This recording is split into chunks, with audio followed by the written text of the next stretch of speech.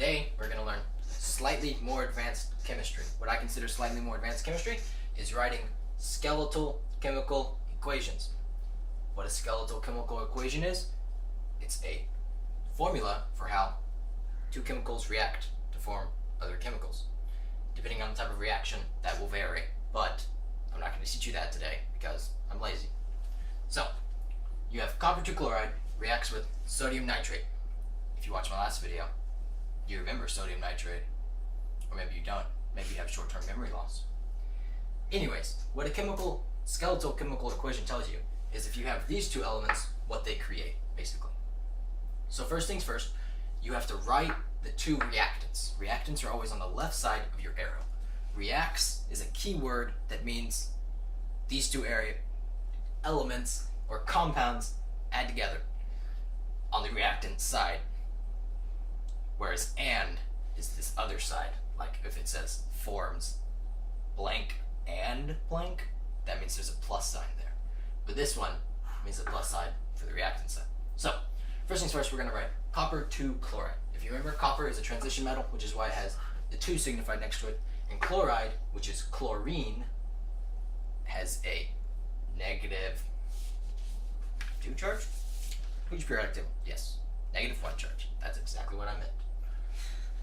Alright, so you have copper. The chemical symbol for copper is Cu. So you know you have Cu with a positive 2 charge and Cl with a negative 1 charge. If you remember how to balance chemical formulas, you know it's going to be CuCl2. Copper 2 chloride reacts with, so you're going to go plus sign, sodium nitrate. Nitrate, it's a polyatomic ion. So sodium is Na and has a positive 1 charge.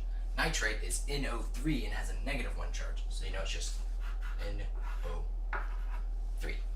No. So now you have the chemical written. So this is skeletal chemical equation part 1. Copper 2 chloride reacts with sodium nitrate. Now you have to get part 2, which is what they make. This arrow is like an equal sign in chemistry. So, you have copper and chloride and sodium and nitrate. This is considered a double displacement equation. Don't worry about that, I'm just throwing it out there so you're exposed. Basically what's going to happen is your first part of this formula is going to change with your first part of this formula. So you might as well write Cu, leave a space, plus Na. So, now you're going to swap these two. So you have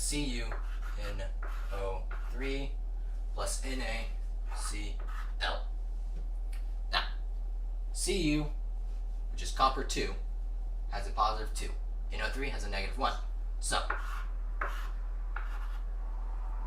this is how you write that properly.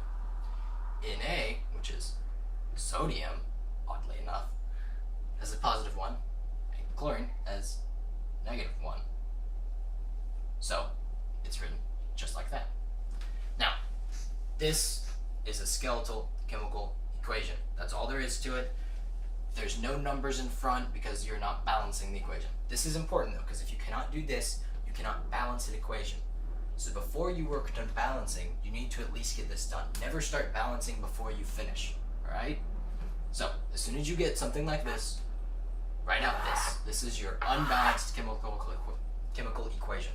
Once you have this, balancing is a cinch. That's all for this video. You can learn how to balance in the next one. If this helped you, please like. If you have questions, please comment. If there's something you want me to cover, please comment that topic.